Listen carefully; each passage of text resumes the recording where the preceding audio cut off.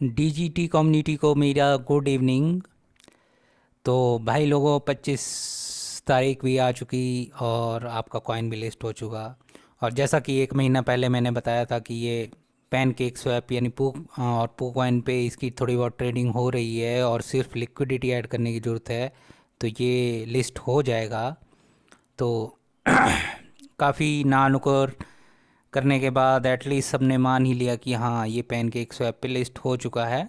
और $15 के सपने देखने वाले कि ये 15 पे लिस्ट होगा या कोई धमाका होगा, तो ये $2 पे ही उन्हें मानना पड़ा। अब तो $1.5 हो चुका है। तो भाई लोगों, इस लिस्टिंग से अब देखते हैं। मैं एक्सप्लेन करना चाहता हूँ कि किन्हें फ़ायदा हुआ, किन्हें नुकसान हुआ। मैंने जो है डीजीटी होल्डर्स को 4 कैटेगरीज में बांटा है, जो डीजीटी इन्वेस्टर्स थे। ठीक है। तो जो पहली कैटेगरी है वो जैसे क्रो के टाइम की जुड़ गई थी, जब ये क्रो बिटकॉइन था, जब ये कुछ भी नहीं था, बस वो MLM स्कीम थी। तो इसमें जिन लोगों को पता था कि ये कुछ झोल है, उन्होंने इसमें से पैसा निकाल के खूब प्रॉपर्टियाँ ले ली, गाड़ियाँ ले ली, गोल्ड ले लिया। ठीक है, बड़े बड़े घर बना लिए।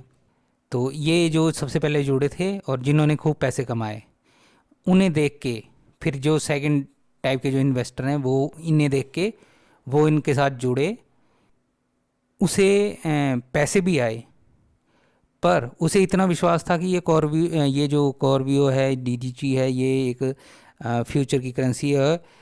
तो उसने क्या किया, जो उसे पैसे आए वो भी उसने उसी उसी में लगा दिए।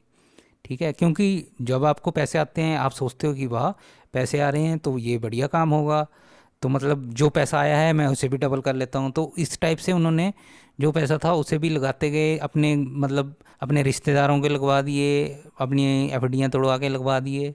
अब इनका जो टोटल डीजीटी वैल्यू है वो $2 के हिसाब से प्रेजेंट है, प्रेजेंट वैल्यू मैं कह रहा हूँ। ठीक है। तीसरे इन्वेस्टर हैं जिन्होंने मतलब जिनको ऐसे ही बताया गया था भी ये इन्वेस्टमेंट स्कीम है, एक बार आप 500 या $1000 की आईडी लगा लो। तो इन्होंने जैसे किसी ने 500 की लगवा दी, 1000 की लगा दी, और कईयों को कुछ पैसे आ गए। और जो अक्टूबर या सितंबर अक्टूबर के आसपास थे, अक्टूबर के बाद जो लगे उन्हें तो कुछ भी नहीं आया है। ठीक है। पर जैसे इनके या $500 या $1000 या $5000 इन्होंने अपनी सेविंग से निकाल के इसमें लगाए। ठीक है। और मतलब इन्हें था कि हमें वीकली रिटर्न आता रहेगा, इन्होंने आगे जोड़े नहीं, पर इन्हें था कि इन्हें वीकली रिटर्न आता रहेगा। इनकी भी एफडियाँ और वो गए। चौथे हैं जिन्होंने मतलब देख के भी लोग पैसे कमा रहे हैं, तो इन्होंने लोन लेके, बैंक से लोन लेके आईडियाँ लगा दी। ठीक है।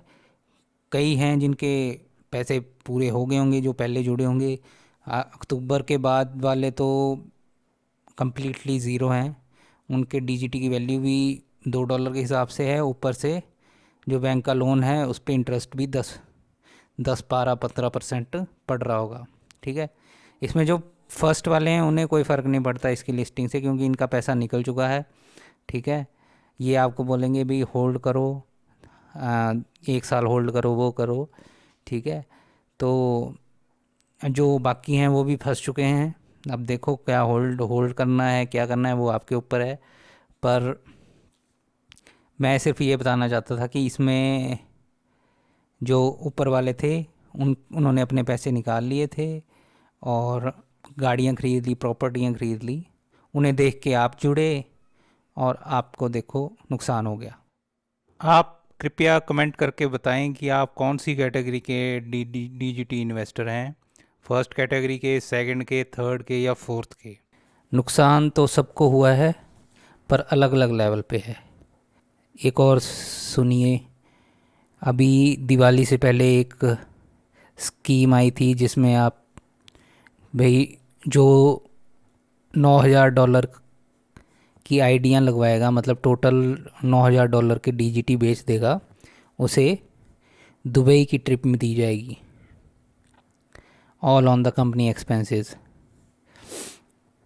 तो उसमें भी काफ़ी लोगों ने क्वालिफाई किया था, अराउंड 50 60 या 70 80 90 लोगों ने क्वालिफाई किया था, पर उनके सिर्फ बैकग्राउंड में दुबई के फ़ोटो लगा के व्हाट्सएप पे डाल दिए।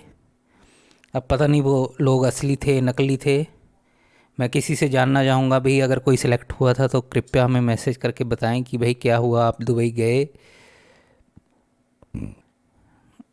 अब मैं उनका सोचता हूँ, क्योंकि ये जो 9,000 की आइडिया लगी थी, ये लगी थी मोस्टली अक्टूबर, दिवाली से पहले अक्टूबर के टाइम। उसके उसके बाद स्वैप भी बंद था।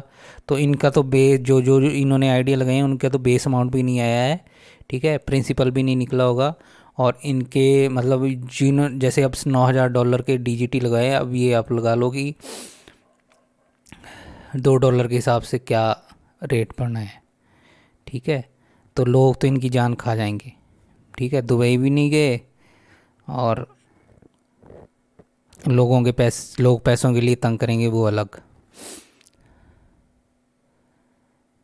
तो इनकी रिस्पॉन्सिबिलिटी कौन ले रहा है?